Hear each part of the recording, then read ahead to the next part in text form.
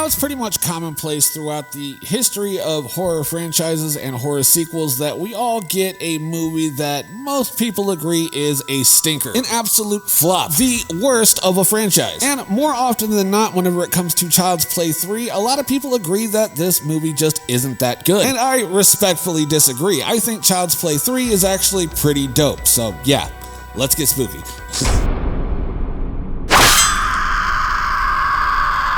Greetings everybody, bienvenidos a todos. My name is Nightshade. This is The Night Shift, a home for all things spooky, and today we're looking at Child's Play 3, released in 1991. And as I was stating in the intro, a lot of people don't seem to like this movie that much. I've even seen people say that this is the worst of the franchise. And have you seen Seed of Chucky? I mean, what are we talking about here? Like, you're definitely not gonna see anybody rank this as their number one for sure, but like, this movie gets a lot of unnecessary hate. Like, for most people, this is either the worst or at least the second worst in the franchise in their opinions, and I don't see it. I think this movie is actually a lot of fun. I have a great time watching this film. Now, full disclosure, I want you to take this with a grain of salt, because this is the Child's Play movie that I watched the most growing up. Reason being is because this is the one that Sci-Fi Network actually played the most. Like, it was always on for some reason, and anytime that I saw it was on, I would go and check it out, because I mean,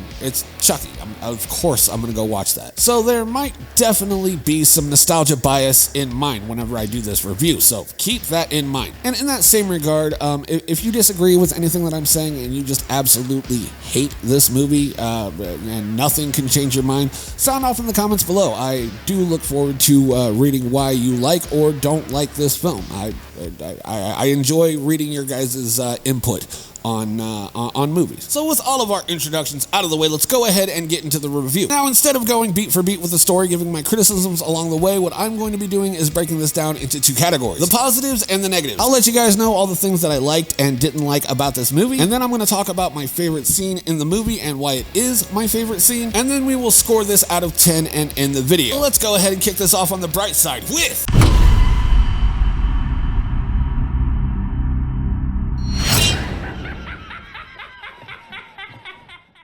Once again, Brad Dourif absolutely crushes it as the voice of Chucky. This might actually be one of Chucky's quippiest movies of all time. It's definitely up there for sure. Don't fuck with the Chuck. Presto, you're dead. I'm new and improved. It would definitely be a toss-up between Child's Play 3 and Seed of Chucky for most quips per capita. Chucky is always my favorite part of these films. I think the doll looks really cool, the puppet that they used, and I'm not entirely sure. I do think that it is actually the same puppet they used in Child's Play 2, or at least the same sculpt of puppet, because this was released a year after Child's Play 2, so I don't think they would have had time to like resculpt a whole new puppet style. I think this is like almost exactly the same, with the exception of the pizza face Chucky at the end of Child's Play 3. And if you watched the Child's Play 2 review, you know that the Child's Play 2 look is my all-time favorite look of Chucky, and it's continued here, and I think the puppet looks great. Also, to save a lot of unnecessary time and repetition, I'm gonna go ahead and do a bonus positive for the puppeteers that make Chucky as cool as Chucky can be, because without the puppeteers, Chucky would just be like a static doll. But yeah, the puppet looks cool. Brad Dourif crushes it in the role. The puppeteering of Chucky looks awesome in this film. I think they did a great job making Chucky Chucky. Chucky is fucking awesome. Now, moving right along, we have our next positive, which is... the kills in this film are pretty decent. I have a great time watching people die at the hands of Chucky in this movie. Favorite kill in this film is, the garbage guy that gets killed by the hidden medieval fucking torture device in the back of the garbage truck. I didn't know they had those. Oh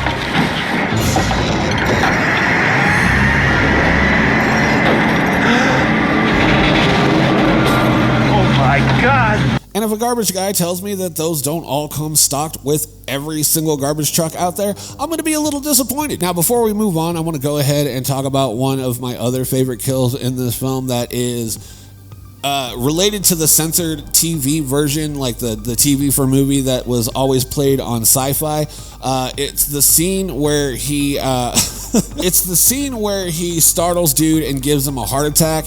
And the reason that's one of my favorites is because of the way that that it was edited. Now, in the normal version, Chucky says, "Oh, you gotta be fucking kidding me." And in the censored for TV version, Chucky says, "You gotta be crazy kidding me." And for whatever reason, that made me laugh hysterically as a child. Like, I don't know why they went that route with the edit, "You gotta be crazy kidding me," rather than just, "You gotta be freaking kidding me," or something to that effect. Something that actually made sense. I don't know, something about that always made me laugh as a child, because, like, it's clearly not what he's saying, and it makes no sense to edit it the way that they did. So yeah, that is definitely one of my all-time favorite highlights of this movie, is the censored Sci-Fi version of the dialogue from that scene. But yeah, accidental heart attack, medieval torture device, garbage compactor, presto, you're dead. All the kills in this are a lot of fun. I mean, that's, you know, this movie is a lot of fun, and the deaths and kills in this movie are to be included with the fun that is to be had in this movie. Moving on to our next positive, we have... So I do think that this is a fairly decent story progression. You know, after the events of Child's Play 1 and 2, Andy is now in military school, and Chucky is yet again brought back from the dead via the power of blood into melted plastic, and it just creates the one doll. Don't know why that is, but, you know, whatever. But, you know, Chucky is resurrected, and he goes to find Andy at this military school and tells somebody else about his secret, so that way he can soul transfer it with somebody else and just straight up kill Andy, which to me makes sense because he has a new opportunity and a new body to tell somebody else and go after somebody else that he might possibly be able to soul swap with, rather than Andy, who has kicked his ass 2 movies in a row. You don't want to lose 2 in a row, so I mean, this time he's just out to straight up kill Andy, and I actually really like that concept where he just doesn't want to continue trying to body swap with Andy and just straight up go for blood. And even though he kind of just doesn't go for the blood anytime that he has an opportunity to, that's a little bit frustrating, but overall. So yeah, the story and the story progression is definitely going to be a positive for me. And now we move on to my final positive, which is...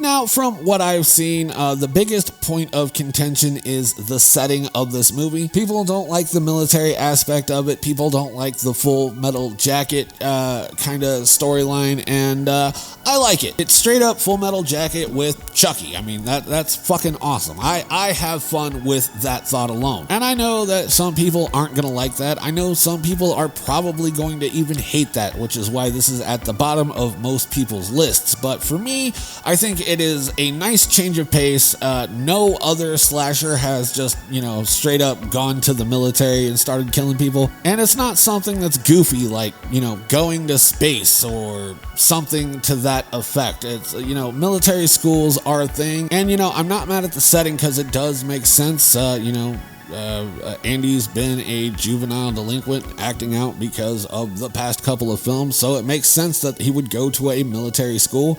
And yeah, to me it makes sense. I don't know if I might be reaching for sure, but like I never saw a problem with the setting of this film or the military aspect of this film, and I've always enjoyed it, and I thought it was just fine. I mean, is it the greatest? No, but is it as bad as everybody else says? I don't think so, not in my opinion. I don't have a problem with it. I actually like it, and I understand that not everybody's going to, and that's okay. We can agree to disagree. So with all of that out of the way, let's go into the not so fun side of Child's Play 3 with...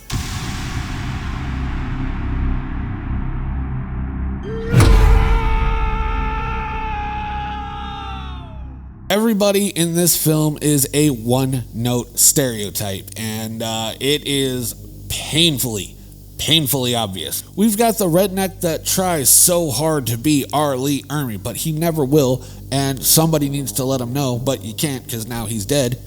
We've got the bullied nerd who is quite literally introduced to us by already being stuffed in a locker. Like, I mean, as far as stereotypes go, that's like blatant. That is like so blatant. We also have the love interest who falls in love with Andy seemingly out of nowhere for no reason other than the fact that Andy is the new kid. And then we have the kid that represents innocence and our protagonist who is Andy, and he kind of sucks in this film too, honestly. If I'm going to be honest, I don't think that I believe Andy as being a badass kid that deserves to be put in military school. It never felt right to me, and you know, that could have been a negative on its own, but we'll group it here. Fuck it. You know, aside from Chucky, everybody here is just a flat one-note character. Even the CEO, he's a asshole CEO, and that's his only role. I mean, that was his only role in Child's Play 2, but you know, it's like it was emphasized in this film. Everybody here is just a stereotype of a stereotype, and it's very infuriating, but you know, it is what it is. So with that being said, let's move on to my final negative, which also happens to be my biggest negative with this film, and that is... So this movie came out almost 1 year to the day from Child's Play 2. This was a very rushed production, and unfortunately it shows throughout this film. You know, we'll even talk about my last negative, which is, you know, that everybody is a one-note character. The reason being is because this film was rushed entirely too quick. You know, they had maybe 7-8 months of production before having to edit and release this film. Like, it's a rushed mess. You don't have a lot of time to develop your characters, and it shows in this movie. You don't have a lot of time to build up more story, which shows in this movie. Although I do like the story and where it went, I think we would have benefited a little bit more if they had taken a little bit more time and a little bit more nuanced with the you know, the concept of Chucky in a military school. They could have done a lot cooler kills.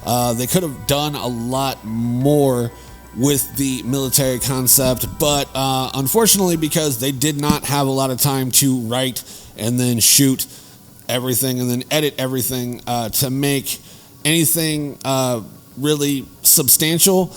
And because of that, you know, this movie is definitely, like, it feels rushed, and it suffers, unfortunately, because it is rushed. You know, the fact that it was rushed is definitely felt throughout the film. Like, it's not a deal breaker for me, but it is a big negative, and, you know, it shows. So that is just about going to do it for my negatives. Now we move on to...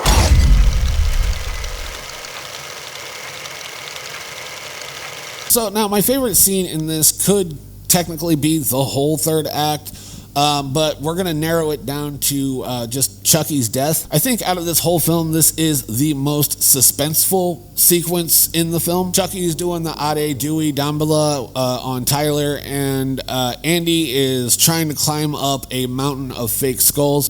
And, you know, he's doing his best to get up there to try to save Tyler, and, you know, there's a lot of tension because, you know, he falls down and he almost lands in a fan and then has to climb back up and, you know, start shooting Chucky, and then eventually he cuts Chucky's hand off and throws him into the fan and turns him into minced doll. You know, I have a very vivid memory of, like, laying on my belly watching this as a small child and just getting, like, excited, like a nervous excitement for this scene, and it always stuck with me. I thought it was a good scene, especially for the caliber of movie that this is. I thought it was a great show of suspense and a great sequence that they shot, and you know, it also, like, the setting, like the haunted house ride, like, that was fucking cool. And I was extremely disappointed when I found out that that was not a real ride that I could go to, like, Six Flags and go right on, and that it was just made for the movie. That was more devastating than finding out Santa Claus didn't exist. So with all of that out of the way, let's go ahead and score this film out of 10. So for me personally, I'm going to give this a 5.5 out of 10. Like, I think it's a fun movie. It might not be a great movie, but it is a fun movie, and I will have a fun movie over a bad movie any day of the week. So that's just about going to do it for me. If you like the video, let me know by leaving me a like. Comment down below what you want to see on the channel next. I will do my best to accommodate. And until next time, my name is Nightshade. This has been The Night Shift, and I will see you in the next video. Stay spooky, my friends.